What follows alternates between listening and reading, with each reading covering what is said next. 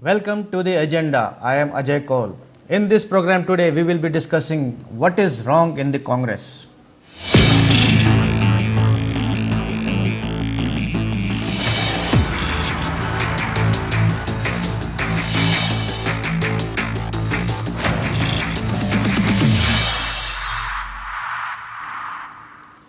The Congress party is witnessing an upheaval. The party which ruled the country for over 55 years is witnessing an implosion of sorts.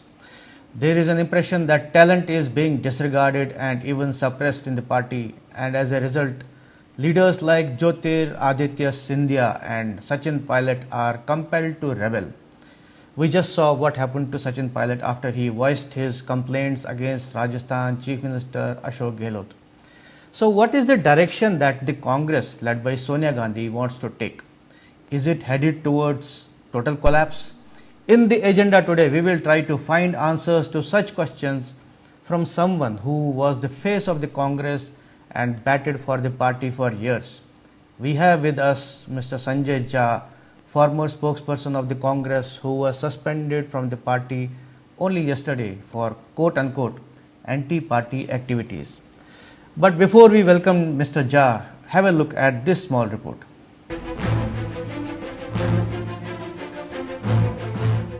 Months after Jyotiraditya Scindia rebelled and left the Congress, the party has been hit by a crisis once again, with another young leader, Sachin Pilot, raising the banner of revolt.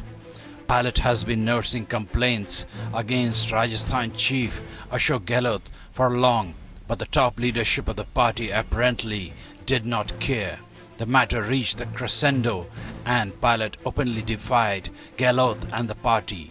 The party stood by Gehlot and sacked Pilot from the post of Deputy Chief Minister. The young leader, however, has refused to take it lying down and challenged his sacking in the Rajasthan High Court. The episode revolving around Pilot in Rajasthan is almost similar to the developments witnessed a few months back in Madhya Pradesh, where Scindia revolted against the then Chief Minister Kamal Nath and quit the party to join the BJP, but not before bringing down the Congress government. Earlier last year, the then Haryana Congress Chief Ashok Thawa quit the party before the assembly polls, alleging irregularities in ticket distribution. A month before Thawa quit, former Jharkhand Congress Chief Ajay Kumar also quit the party. There have been reports about Milind Deora and Jitin Prasad also being upset with the happenings in the party. These developments suggest that an implosion is taking place in the Congress, which once was the most formidable political party in the country and ruled for 55 years. The party, which has already been decimated in elections one after another, looks directionless. Senior Congress leader Kapil Sibal recently articulated his concern over the developments in the party through a tweet. Were it for a party, we will wake up only after the horses have bolted from our stables. Whatever is happening in the party, the buck must stop at its working president Sonia Gandhi and Rahul Gandhi, who call the shots. There are voices in the Congress which emphasize that there needs to be transparent democracy within the party if it has to resurrect itself. There is a view that the Gandhi family is no more able to connect with the people at grassroots and that decision making is visionless. If the same situation and slide continues, it won't be long before the Congress in its present form becomes history. Bureau Report. Let us welcome Mr. Sanjay Jha. Welcome to the agenda, Mr. Jha. Let me start. Thank you very much. I'm delighted to be on your show. Thank you so much. So let me start the program by asking you about your suspensions which happened yesterday for your quote unquote anti-party activities. So what were those anti-party activities? I'm not aware of them. In fact, today I have asked the question of the Congress party to kindly list out what are the activities that I have undertaken which has hurt me of the grand old party. I have started this question because it was right of time out games, national TV channel. It's not by a regular party process. I should get a show cause notice. I should be given time to respond whatever are the allegations made against me. I have absolutely no clue whatsoever as to why I have been suspended. And the only reason that I can think of is that maybe I supported Mr. Sachin Pilot, but is that an anti-party activity? I have asked for internal democracy in the party. Is that an anti-party activity? I have talked about elections within the Congress, greater internal democracy. Is that an anti-party activity? I do believe that the Congress party needs a completely new, different leadership at the helm. Is that an anti-party activity? I have no idea. So maybe unless I get a formal communication from the Congress, I cannot really answer that question. Maybe I can give you some clue, because you had just tweeted that after Scindia, now Sachin, who next? Watch this space. So was that anti-party activity? Maybe that is the clue I can give you. Well, I can tell you one thing for a fact, that there are a lot of people within the Congress party who are extremely disturbed and dismayed at the way the events have been playing out of late. And whether they leave the party or not, I don't know. But I'm pretty certain that there are many of them waiting in the departure lounge. And I happen to know at least some of them. This should be a matter of great concern to the Congress. And therefore, I was making that statement, because when you have very talented, brilliant young politicians like Jyotiraditya Scindia and Mr. Sachin Pilot leaving the party, that should give us enough reason to worry. And people at the top must be perturbed, because if you're going to lose your best assets to the BJP, or even if they go independent, or even if they are with you but they are extremely unhappy, how does the Congress gain? But you are saying that those at the helm should be disturbed, but there is no such impression that they are disturbed. I think they are just crushing and going on with life, isn't it? Well, I can tell you that if the Congress leadership was really aware of what was going on in Rajasthan, they would have nipped the problem in the bud.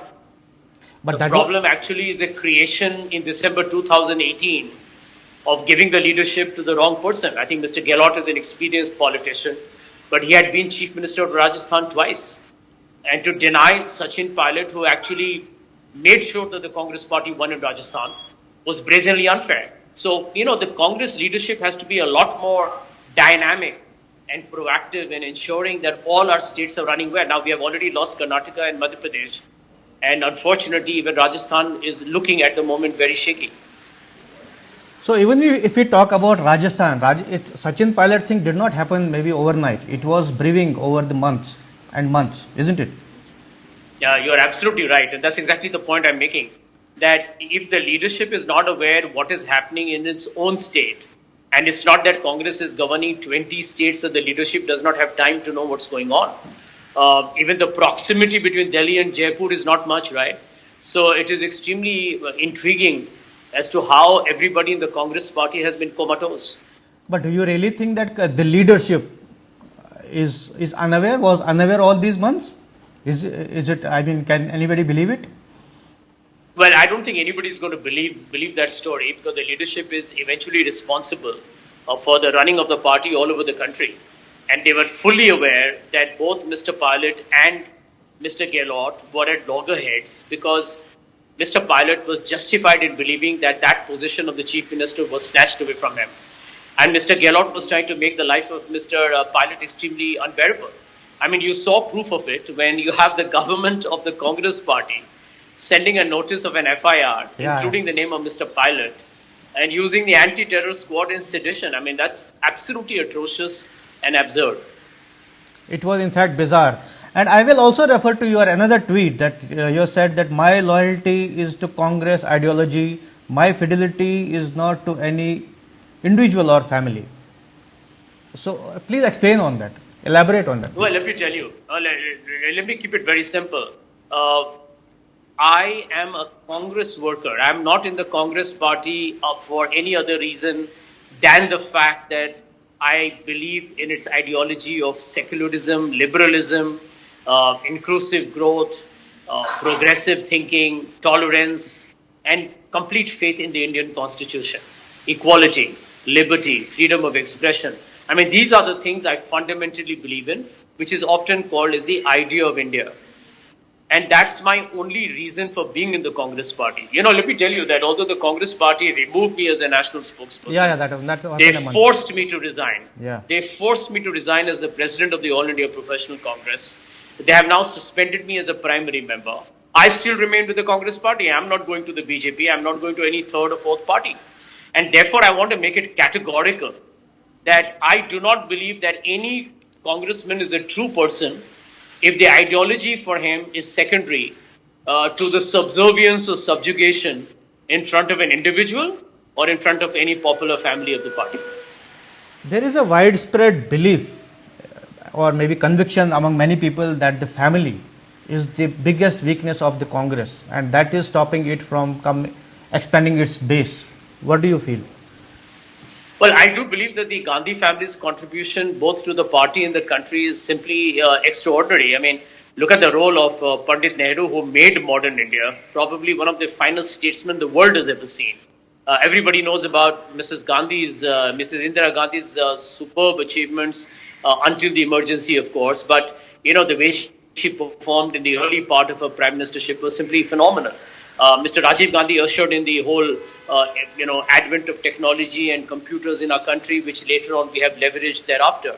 It's not that there hasn't been contribution by Congress leaders, but the truth is that you've got to move on with the times. Even Mrs. Sonia Gandhi led the Congress to a win in 2004 and 2009. But the truth remains that you need to give people opportunities. No political party should become the monopoly of one individual or a group of individuals. I'll just give you one example. In the Congress president of the last 20 years have been just one or two, and both of them belong to the Gandhi family. If you look at the history of the Congress pre-1947, there have been several presidents. Most of them did not even renew their presidentship after 3 years. So I do to leverage our talent, and his contribution is remarkable. But is it?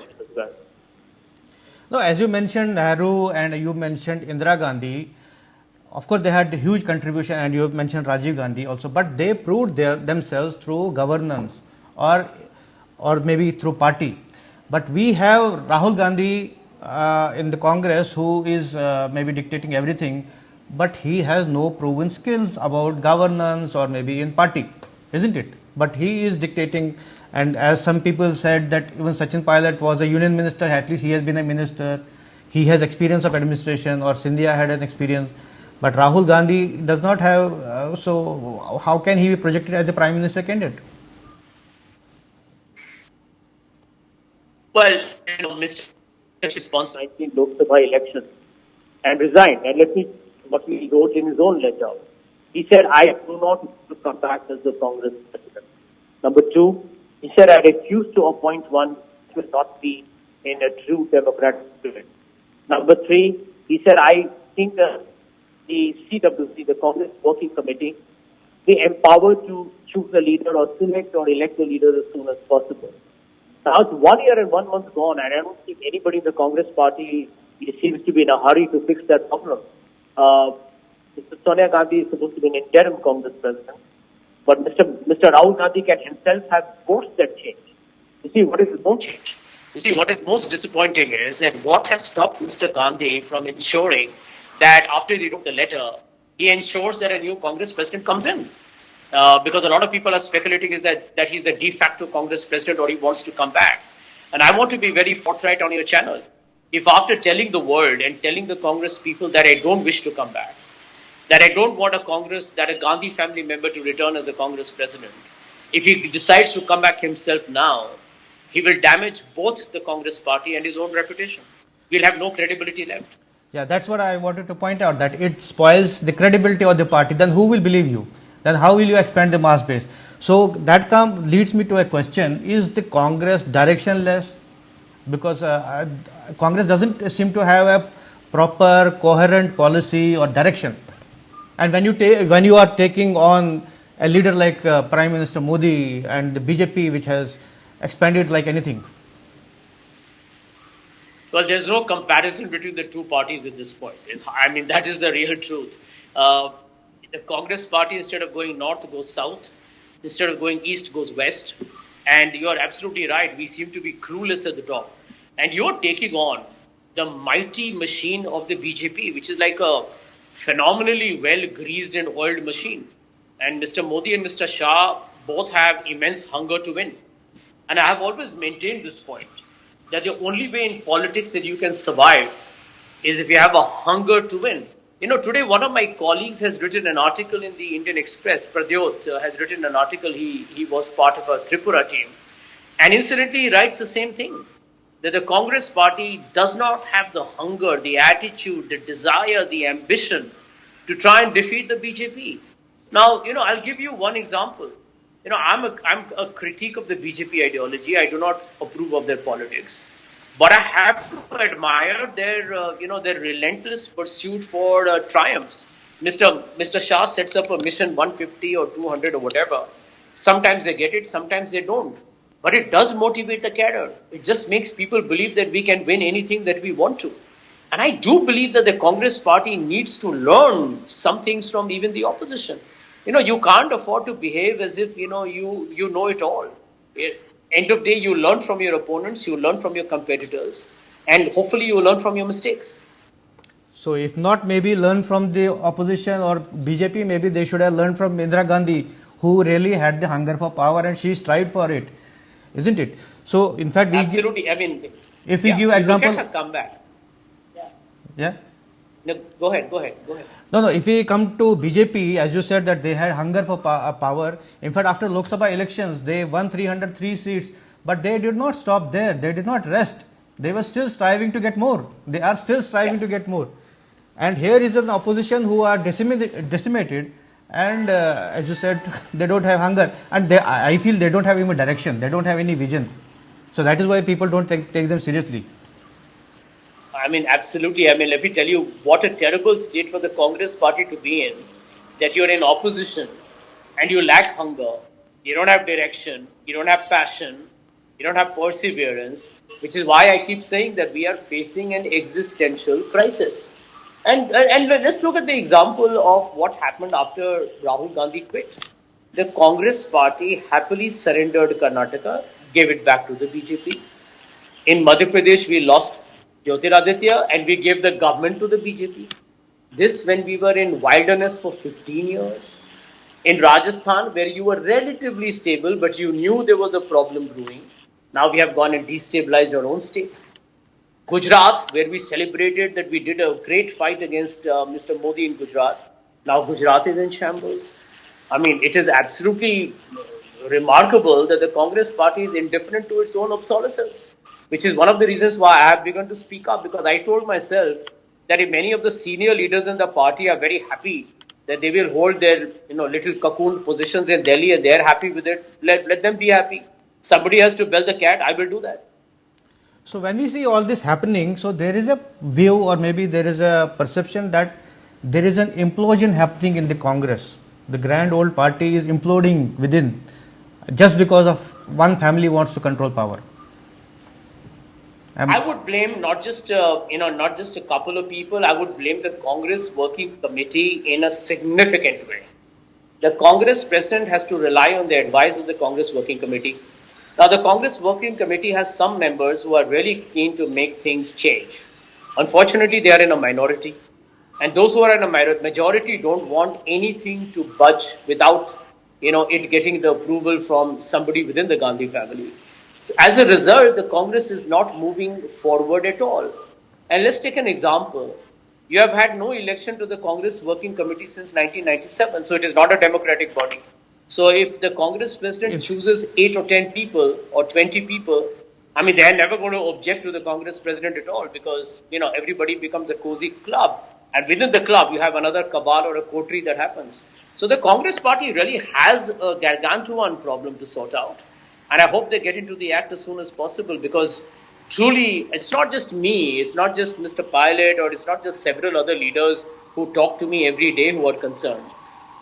The sad tragedy is that millions of people who have voted for the Congress this year or last year or the years before that, who want the Congress to be a robust opposition, who would like the Congress to come back in 2024, are feeling so disillusioned and angry and dismayed that they are speechless today.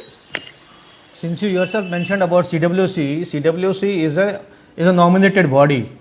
So where will they find this spine? It's like a Darbari, grouping, isn't it? As you said, there have been no election. So who will oppose? Yeah, you hit the nail on the head. I don't want to even try and duck your question. The CWC, if it is an appointed body, where people haven't chosen who should be in the most powerful decision-making body of the party, they will obviously sing to the tune of the person who's appointed them. So effectively, it is a lame duck. So it's not a democratic body; it's a Darbari body, isn't it? Yeah. So where does it is an ineffective body? So whole thing now boils down to the leadership of Sonia Gandhi and Rahul Gandhi. What is your view? Because I think Congress is stuck in the past that Indira Gandhi and Nehru but the things world has moved. India has moved much beyond. We are in the Twitter age, we are in WhatsApp age, and youngsters really don't relate with those things. So, and Rahul Gandhi and Sonia Gandhi lead a party to victory in this age and era? If the results of the 2014 and 19 elections are the recent ones to go by, the message from the public of India is very categorical. That the Congress party has lost connect at the ground level, that the Congress leadership is not able to inspire confidence in the public and the voters, that our strategic alliances are fragile. The Congress actually, if you look at it, has only done well in Tamil Nadu and Kerala. In the rest of India, we have been virtually wiped out. In Maharashtra, a state where the Congress, once upon a time, won majority of the seats, once we won all 48 seats, we are zero. We are zero. I mean, this is a telling manifestation of the way the party has collapsed. No, as you mentioned, states like Tamil Nadu, but I will add Punjab also, and in fact Madhya Pradesh also, when they won elections. It is all, I think that is all because of the local leadership of the Congress, not the central leadership, isn't it?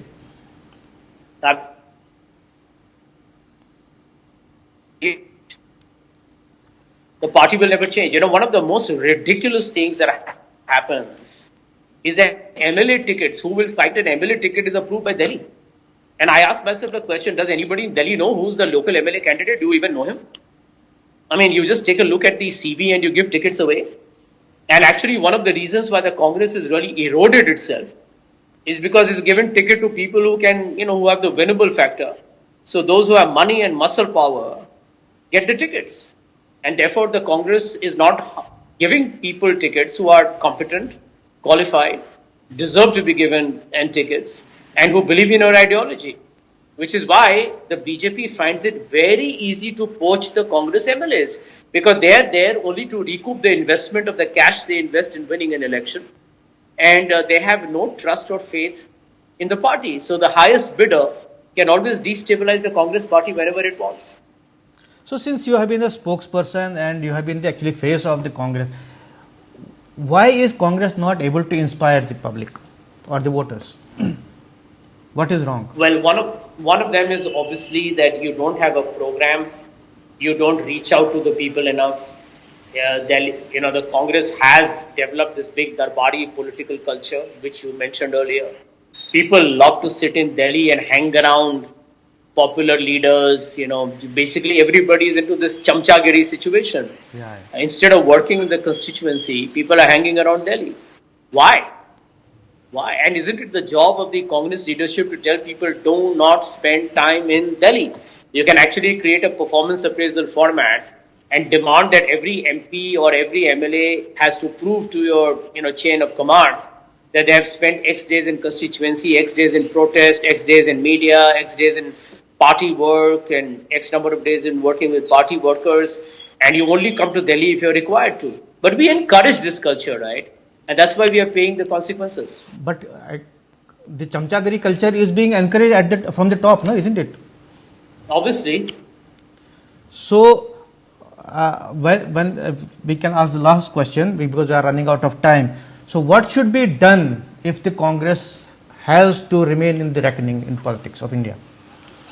Well, I have given 5 suggestions to the Congress party. I'll repeat it for your benefit. Number 1, the post of the Congress president and the CWC must have transparent and free elections. Number two, no Congress president must have a term more than 3 years. And in a rare example, if they need an extension, it should be for only 3 years more. So in a minimum, the Congress party in 30 years will have at least 10 Congress presidents. But if they all get an extension, at least you'll have 5 Congress presidents. Number three, appoint 5 regional vice presidents to work with the Congress president. Regional vice president North, East, South, and West and Northeast. This will help create new leadership. It will decentralize power. It will also make it easy to govern the states within these different regions. Number 4, form a shadow cabinet, appoint a Minister of Finance, Minister of HRD, Minister of External Affairs, formally. Let this be announced in a press conference and say that these are the people who are going to keep a watch on Mr. Modi's government, whether it's Mr. Tharoor as a finance, as an external affairs minister, maybe Mr. Chidambaram in finance. But you need to do that because that's the way the British parliamentary system works, and it works brilliantly. People see you as a serious opposition, a government in waiting.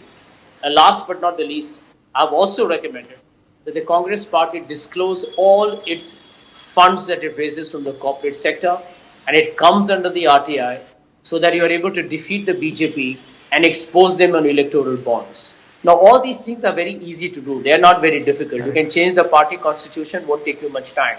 If the Congress party wants, they can all be done in a space of a couple of months maximum. But it all depends upon whether the party has the will to change. But if we don't, then I can promise you will vanish.